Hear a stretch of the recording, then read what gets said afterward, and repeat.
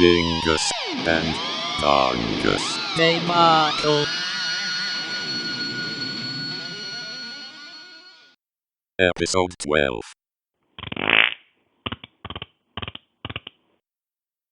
Number 13. Right? Is it 13? Pretty sure it's 12. Number 12. Because it's our 1 year anniversary. Number 12. We've been 1 doing year. Dingus and Dongus. This is the official 1 year anniversary episode. We've been stupid for an entire year. On tape. Yeah. Technically, we've been stupid for a lot longer for than that. at least But 3 decades. Our stupidity is now out in the open Yes. for anybody to witness. And be entertained by. Oh, we'll see. Hopefully, cross my fingers. Come on, be entertained. You like dumb shit? You Yeah. must love us. Right? and to ring in this new era, this year 2. Starting off Yeah. for year 2. Yeah. I would like people to know I've started taking this seriously. I got myself a notebook to take notes in. Good. It's very professional. I see you have maybe 4 lines of stuff written and also a pterodactyl. Yep. Okay. Yep. Their last line is pterodactyl. So to celebrate the 1 year anniversary, we went with another Man-Thing comic, which we kicked this all off with Yep. last year. We're bringing it back. Yep. Well, this one, I guess, is technically a Dead of Night comic featuring Man-Thing. Yeah. It's a Marvel Max. Yeah, their little- imprint. yeah. They did a little series, horror series with Man-Thing. They did one with werewolves, and there's one with vampires. I just noticed it on Comixology. It's like, oh, hey, look, it's Man-Thing. Yep. Let's give it another shot. Yep. And Yeah.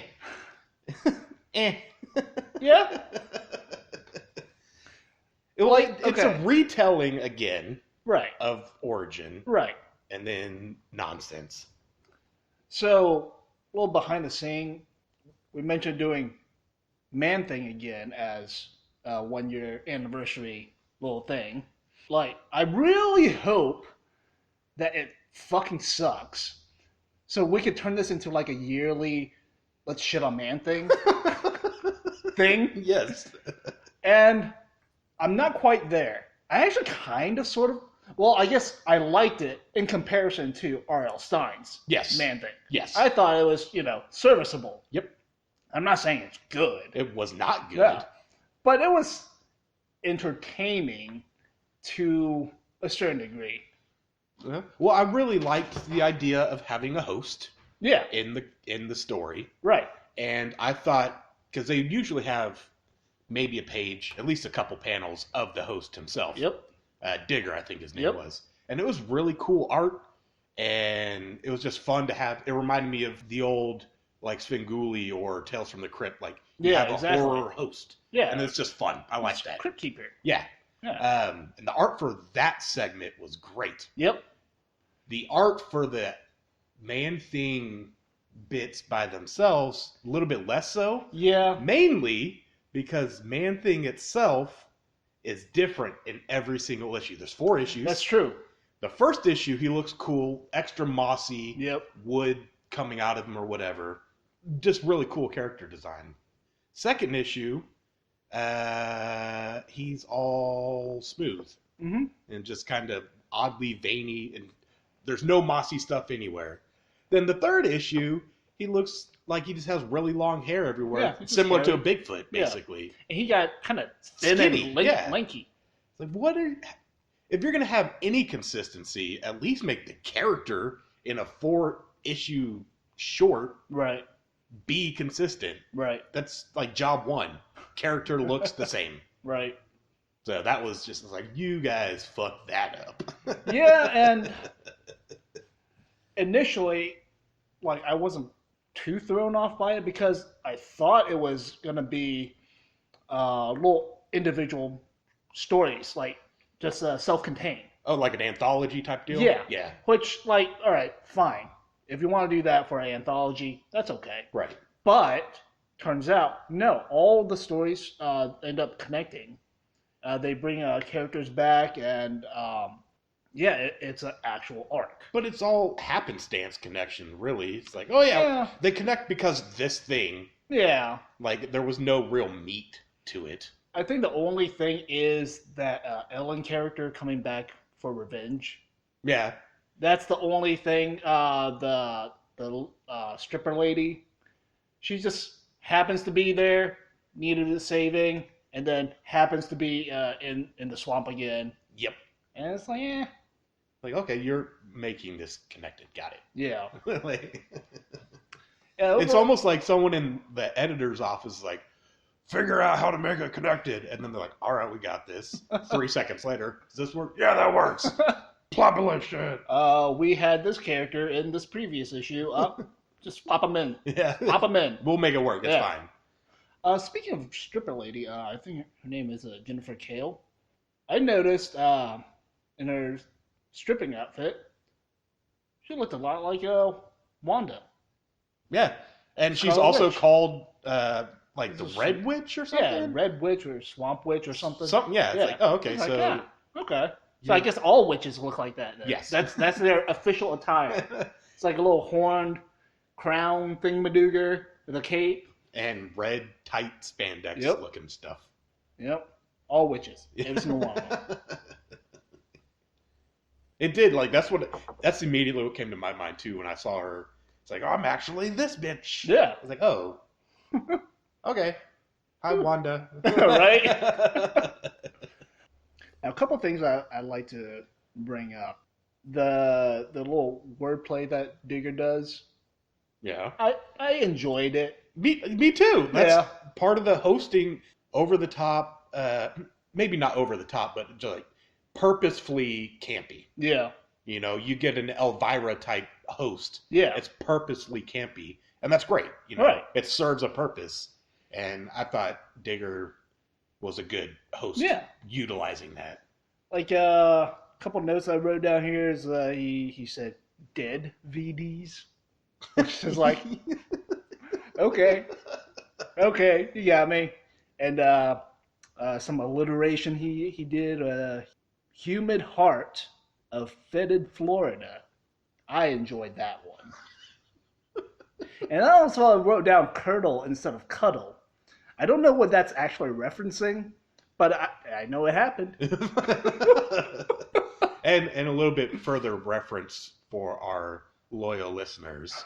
Digger is basically like a zombie dude. Yeah. That digs graves up. And actually, I looked up Digger because, he's a fun character. He actually does show up in, like, a couple other Marvel properties. Oh, cool. Yeah. So, does he have any standalone things, or is he always just kind of... I think from what I've read, he shows up in, like, teams and stuff. Gotcha. Okay. Yeah. Well, it's a fun character. Mm-hmm. Serves its purpose well. Yeah. One more thing is they talk about biological casualties. Yes. And I'm just wondering, like, what are non-biological casualties? I would assume it's what happens in New York when the superheroes bust open all the buildings. Are those really casual? Did the buildings die? Well, buildings die? No, buildings don't die, but people in America care about money. Oh, so yeah. It's like, oh, these are casualties to my wallet. But this is a swamp. Right. So... I don't know. I don't know either. It's just most casualties I've heard of are all biological. Yeah. I've never heard of non-biological entities referred to as casualties. Yeah. And maybe we should. We should respect our environment. Well, to a degree, yes, but like I know we've talked about it before. If corporations can now be considered legally people. Like, well, maybe we should have more non-biological casualties. Yes. I did like the the biological casualties art. Yeah. They were just bulbous mutants in the swamp. And that's always fun. Yeah. And then I guess there's cannibals too. They from what I understand, they're the same thing. Oh, they're okay. Gotcha. Yeah. That's one cool part is when the cannibal, like the biological casualties, come back in the last issue and start eating up all the AIM dudes. Yep. That was fun. It was also fun to see Man-Thing literally rip humans apart in two. Yeah. So that was something we didn't get with R.L. Stein's version of this. No. And partially because it's part of the Max imprint. Right. So they get to do stuff like that. Well, that's now defunct, isn't it?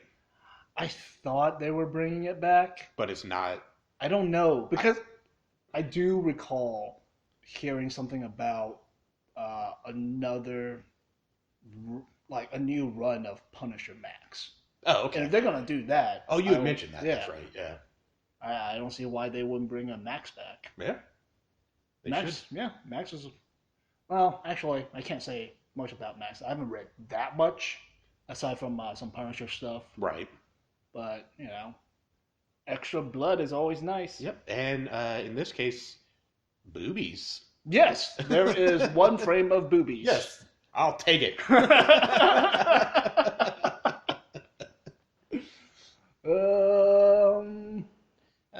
Skip it.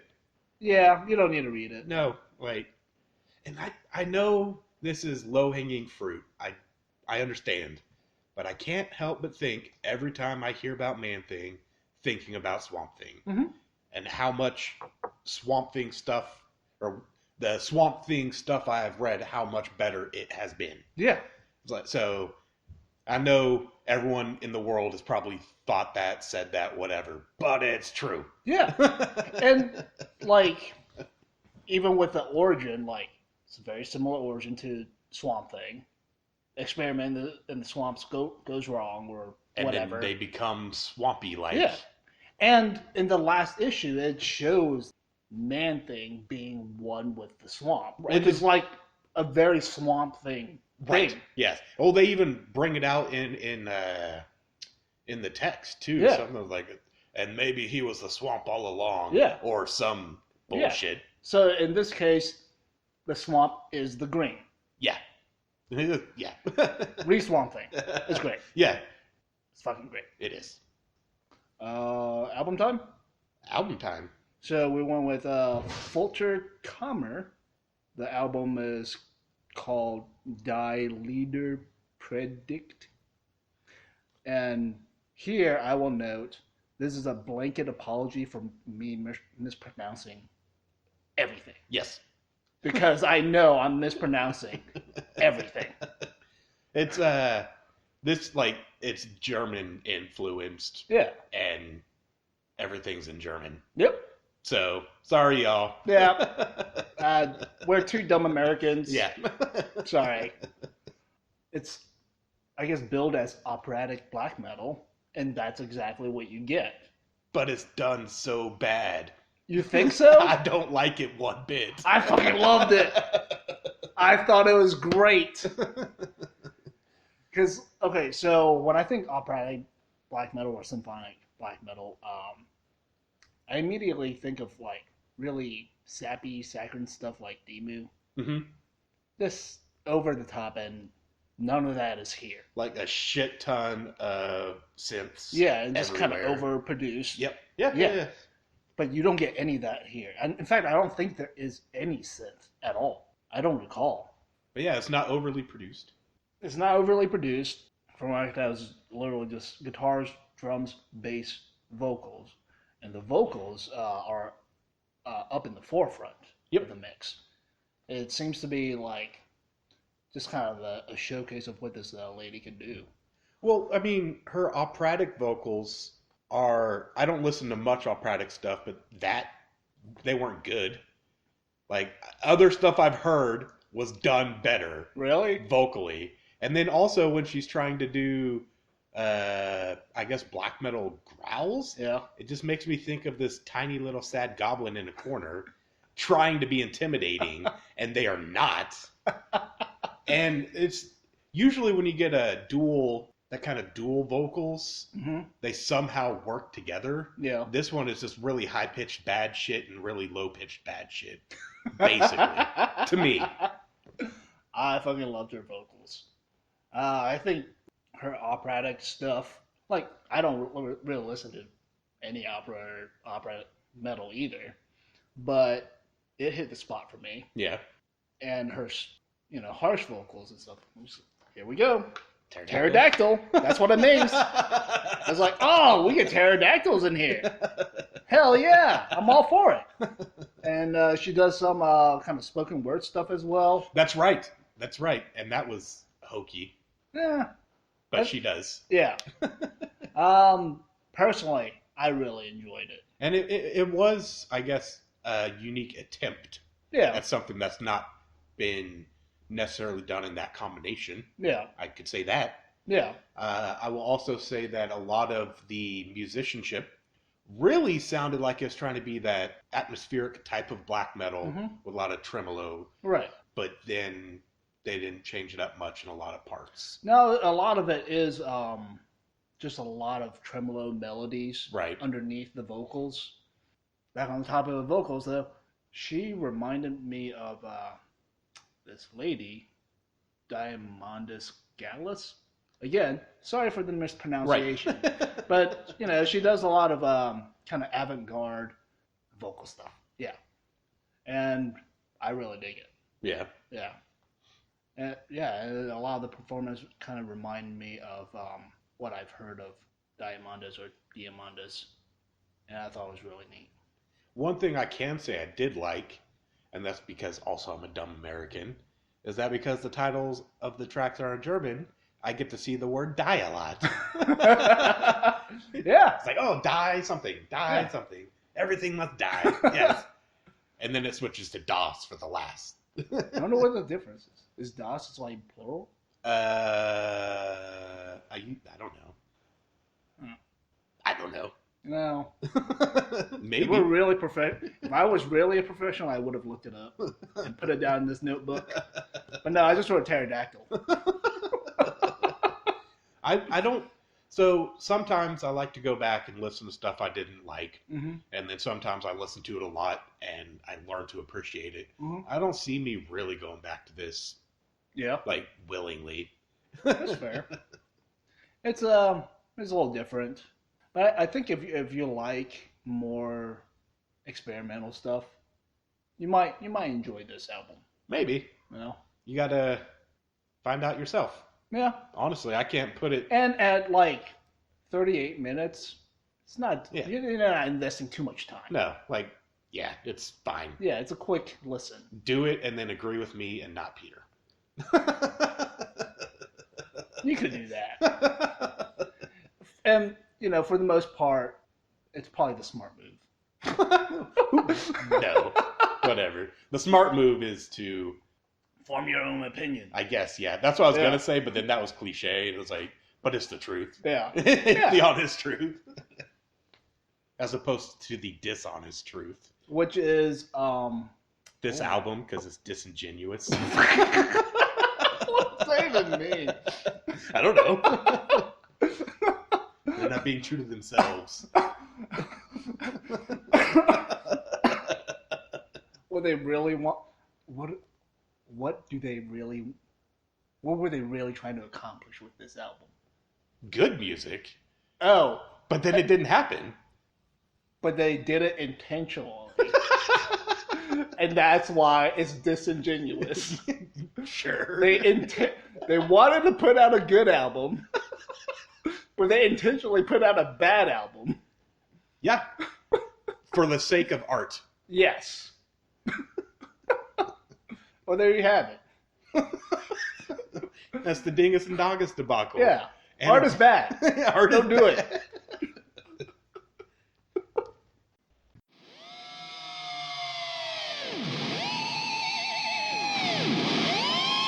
Dingus and Dongus Debacle.